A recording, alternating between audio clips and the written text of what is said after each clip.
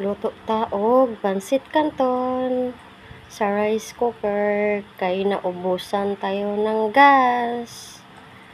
Mamayang gabi nga kami makabili ng gas. Ito, kumulo na. Lapit na maluto yung pansit canton natin. Ganito lang yung luto sa rice cooker. Lapit na. Ito, luto na. Tanggalin na natin yung sabaw. Ay, nako, ang init. Nako po, hirap. Isang kamay lang yung gamit. Ito na.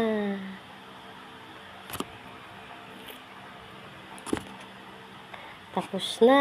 Tanggal na yung sabaw. Ito, imimix na natin. Alis, bakit yung isa hindi mahulog-hulog? Sayang. Mahal pa naman ang pansit canton. Ito, ready na. Let's eat. Kainan na.